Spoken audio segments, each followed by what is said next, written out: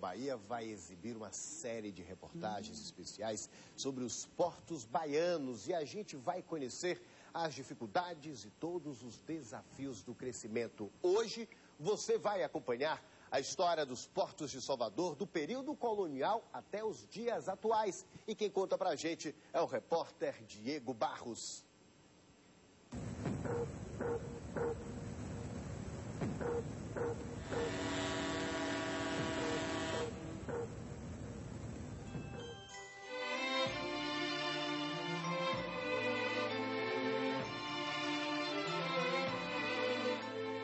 Brasil Colônia. Tudo era muito simples. O porto funcionava de forma improvisada, atendia apenas aos interesses do Império. O Reino de Portugal usava os ancoradouros para levar e trazer mercadorias. Rita é especialista no assunto. Escreveu uma dissertação de mestrado sobre a história do Porto de Salvador, o primeiro do Brasil. Os interesses da coroa eram no sentido de arrecadar, de lucrar com essa atividade portuária, no sentido de explorar o que existia, né, nas terras do Brasil. Esse Porto de Salvador desempenhou um papel fundamental na questão das mercadorias e também na questão do tráfico de africanos escravizados. O transporte marítimo exigia esforço. Barcos antigos, trabalho artesanal. O Porto de Salvador era rota estratégica. Antes de haver o que exportar, havia o porto. Todas aquelas embarcações que vinham de Portugal para a Índia, obrigatoriamente elas passavam em Salvador. Muitas eram trazidas pelos ventos. Os ventos traziam e levavam os navios à vela a Salvador, as correntes de vento, a grande corrente do Alísio Sul. Mas levava tempo, muito tempo. Uma embarcação, certa ocasião, saiu da Índia em fevereiro, chegou aqui em Salvador em junho. Quer dizer, naquela época, a navegação era extremamente complicada. No início do século XIX, em 1808, a movimentação nos terminais marítimos era intensa. Foi quando a família real chegou ao Brasil.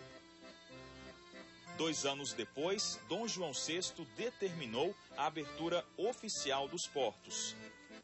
Ele ganha uma outra feição, porque nós vamos encontrar no Porto de Salvador embarcações de outras nacionalidades. A economia favorável despertou o interesse de outros países.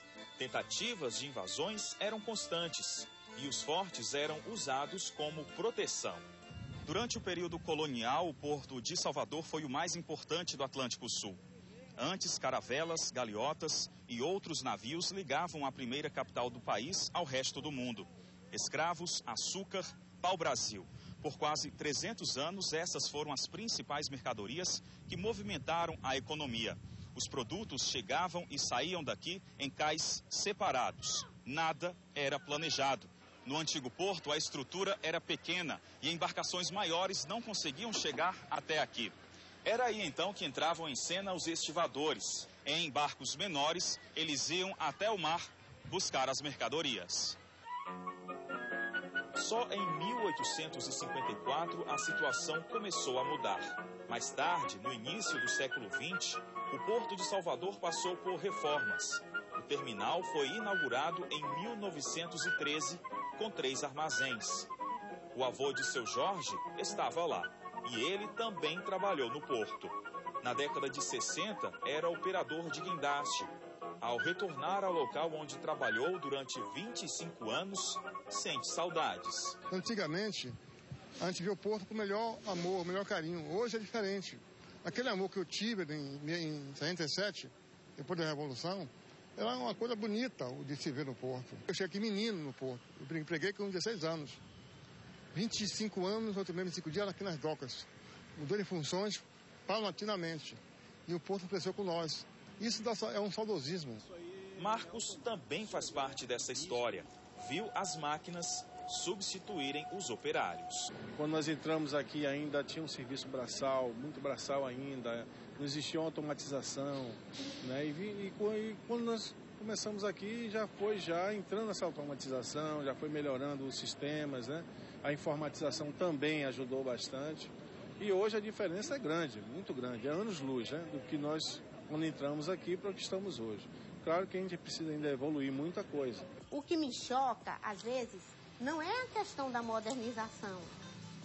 Modernizar é uma coisa.